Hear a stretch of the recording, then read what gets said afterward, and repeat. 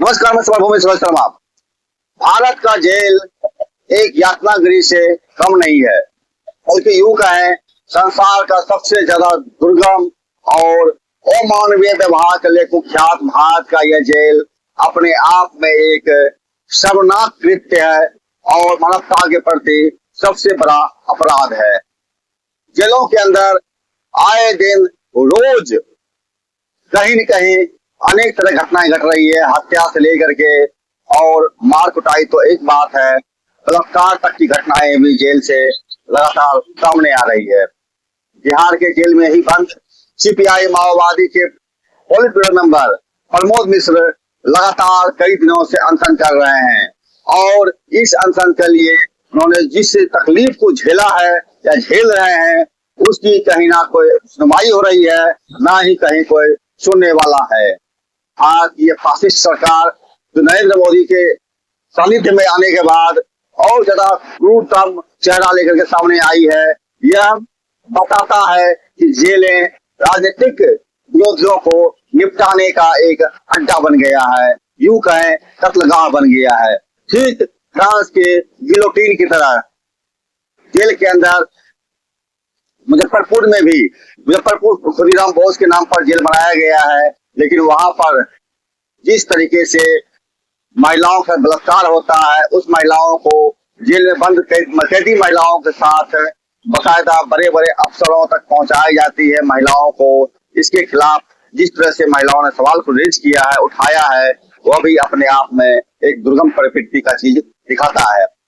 Jail का ही छोटा रूप है आपको बालिका गिरी करके, वो भी मुजफ्फरपुर में जो घटनाएं पिछले दिनों हुई है, जो सामने आई है, वह भी अपने आप में भयानक कृत्य है, भयानक चीज है, जिसमें कि महिला छोटी छोटी बच्चियों को जो बालिका गृह में रहती थी उनको साथ देह व्यापार के लिए जो मजबूर किया जाता था और इस तरीके की अनेक घटनाएं बिहार को शर्मसार करने के लिए काफी है।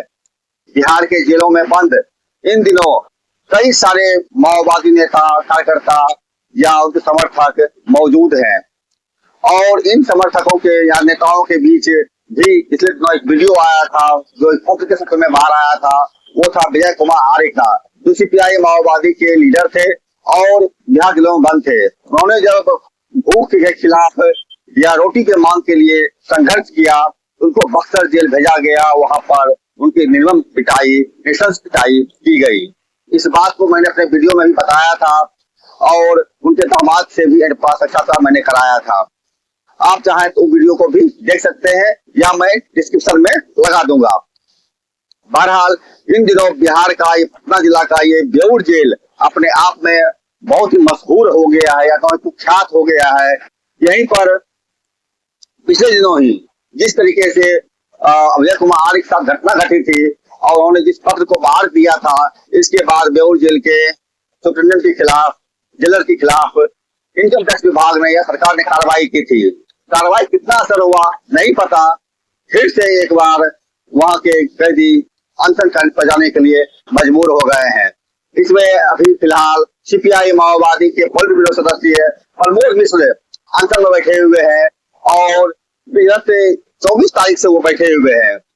ऐसे में प्रमोद मिश्र ने जिस अनशन को शुरू किया है, भूख के खिलाफ हथियार बनाया है अपने अनशन को, उसको लेकर के कई सारे संगठनों ने अपनी अपनी बाहें फैलाई है उनकी दिशा की तरफ। उनके मांगों के समर्थन में अपनी मांग भी उन्होंने स्वर दिया है। वहां से जो एक इसमें एक संगठन है CASR, मतलब राज्य दमन के खिलाफ अभियान, इस संगठन के तहत जो संगठन का एक मोर्चा है, जिसमें बहुत सारे संगठन शामिल हैं, इन लोगों ने इस अनशन के समर्थन में और सरकार के खिलाफ आवाज मुखर किया है। उन्होंने अपने एक पत्र जारी करते हुए कहा है कि राजनीतिक कैदी कॉमरेड प्रमोद मिश्र के प्रति पूर्ण एकजुटता व्यक्त की जाती है। 74 वर्षीय क्रांतिकारी कार्यकर्ता वर्तमान में बिहार के बेऊर जेल में बंद हैं, जहां उन्हें लगभग 3 वर्षों से रखा गया है। राज्य सरकार ने प्रमोद मिश्र को सीपीआई माओवादी की केंद्रीय कमेटी और पोलिट ब्यूरो सदस्य बताया है। वे बेऊर जेल में अमानवीय और दयनीय जीवन स्थितियों के विरोध में 26 जनवरी से आमरण भूख हड़ताल पर बैठे हुए हैं। उनकी मांगे सरल और जायज है। पर्याप्त भोजन और नाश्ता, दैनिक आवश्यकताओं की सुगम उपलब्धता और परिवार के सदस्यों और वकीलों से नियमित संपर्क के लिए टेलीफोन की सुविधा, ये सामान्य सी मांग है जिसको लेकर के प्रमोद मिश्र अंतर पर बैठे हुए हैं। 74 वर्ष की आयु में उन्हें इस हालत में रखना एक प्रकार की धीमी गति से की जाने वाली हत्या के समान है।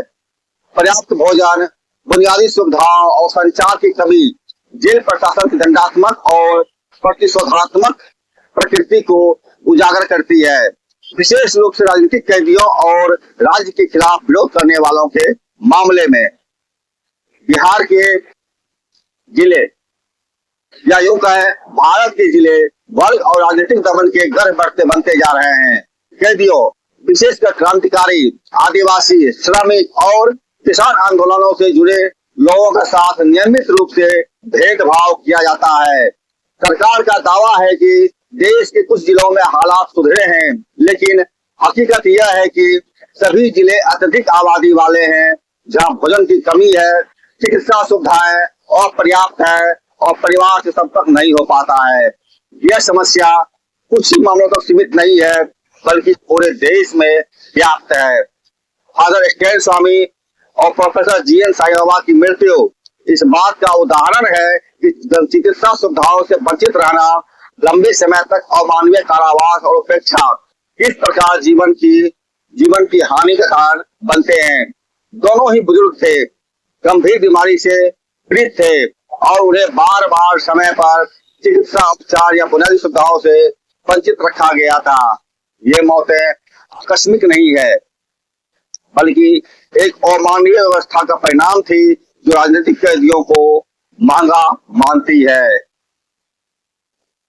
फादर स्टैन स्वामी के बारे में आपको पता है, वो 84 वर्ष के बुजुर्ग थे, ठीक से चल नहीं पाते थे, बोल नहीं पाते थे, उनके हाथ कांपते थे। उन्होंने पानी पीने के लिए पाइप का मांग किया था, जिस पाइप से आप शरबत पीते हैं घरों में या फिर नारियल का पानी पीने के लिए पाइप का इस्तेमाल करते हैं, उस पाइप का उन्होंने मांग किया था।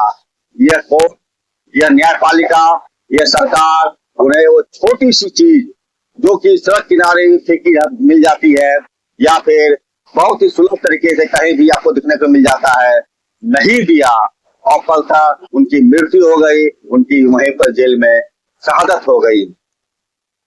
इसी तरह जीएन साई बाबा के साथ भी हुआ, जो कि लगभग 90% विकलांग थे, इसके बाद भी उनको मौत के घाट उतारने के तक पहुंचा दिया गया और जब वो जेल से बाहर आए तब तक उनकी मृत्यु हो गई, बहुत ही कम समय में। ऐसे में प्रमोद मिश्र का स्थिति कोई अपवाद नहीं है। ये राजनीतिक कैदियों, विचाराधीन कैदियों और शोषण तथा राज्य हिंसा के विरोध करने वाले खिलाफ दमन का एक व्यापक रूप है। बुजुर्ग और बीमार कैदियों की निरंतर उपेक्षा वर्तमान जेल प्रणाली के जन विरोधी स्वरूप को और भी उजागर करती है। यह पूरी परिस्थिति CSR ने रखा है अपने पत्र में। CSR का कहना है या मांग है उनका कि सभी कैदियों के लिए पर्याप्त भोजन और आवश्यक वस्तुओं की तत्काल सुविधा सुनिश्चित की जाए। दूसरा, परिवार और वकील के साथ नियमित संचार के लिए टेलीफोन की सुविधा सुनिश्चित करें। तीसरा, प्रमोद मिश्र की उम्र और चल रही भूख हड़ताल को ध्यान में रखते हुए उनकी स्वतंत्र और पारदर्शी चिकित्सा पर निगरानी की जाए। हम लोकतांत्रिक ताकतों, मतलब ये जो CSR है, वह कह रही है कि हम लोकतांत्रिक ताकतें नागरिक अधिकार संगठनों और जन आंदोलनों से आह्वान करते हैं कि वे जेल की दमनकारी प्रथाओं के खिलाफ आवाज उठाएं और किसी भी अपूर्णीय क्षति को रोकने के लिए तत्काल हस्तक्षेप करें। दमन से प्रतिरोध समाप्त नहीं हो सकता, गरिमा और न्याय के लिए संघर्ष जारी है। यह पूरी इनका पत्र है जो उन्होंने जारी किया है। अभी तक जिस समय मैं वीडियो बना रहा हूँ प्रमोद मिश्र का अनशन जारी है। 26 जनवरी से लेकर के आज 3 फरवरी है और प्रमोद मिश्र का अनशन जारी है। 74 वर्ष के बुजुर्ग हैं और उनके साथ इस तरह से संस्था बरती जा रही है। इसके पहले मैंने बताया था आपको विजय कुमार आर्य के मामले में भी यही हुआ। उनकी तो भयंकर जमकर पिटाई भी की गई, बक्सर के जेल में पहुंचाकर भेजकर।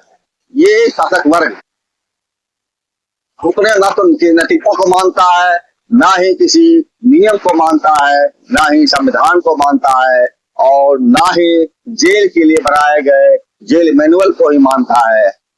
जहां तक कैदी मुझे बता रहे थे, जेल के अंदर जेल मैनुअल को पढ़ना भी सबसे बड़ा अपराध माना जाता है। ठीक उसी तरीके से जिस तरह से जेल के बाहर आज का संविधान पढ़ना भी एक अपराध बन गया है। ऐसे में सवाल है और जवाब देने के लिए न शासन तैयार है, न जेल अथॉरिटी तैयार है। सिर्फ जनता ही है जो इन तमाम चीजों को सबक सिखा सकते हैं, तमाम लोगों को अपने रास्ते पर ला सकते हैं। बहरहाल ये जो राज्य दमन विरोधी अभियान CSR है, इस संगठन के तहत कई सारे संगठनों का ये समूह है, जिसमें कि AIRSO, AISF, APCR, ASA, BASF, BSM, Bhim army, BSCEM, CEM, collective, CRPP, CSM, CTF, DISFC, DSU, DTF जैसे बहुत सारे फोरम ने मिलकर के इस फोरम को बनाया है, इस संगठन को बनाया, इस बहुत से संगठनों ने मिलकर के इस फोरम को बनाया है CSR। और CSR का ये डिमांड है जितनी जल्दी हो जेल के बंदियों को न केवल पटना के बेउर जेल में, जो कि बिहार की राजधानी भी है, बल्कि पूरे बिहार के जेलों पे या फिर पूरे भारत के जेलों के बंदियों के अमानवीय व्यवस्था में सुधार लाया जाए। ये पूरी परिस्थिति है। आप चैनल देखिए, लाइक शेयर कीजिए, हमसे जुड़े रहिए और इस मुद्दे पर आप क्या सोचते हैं कमेंट करके जरूर बताएं।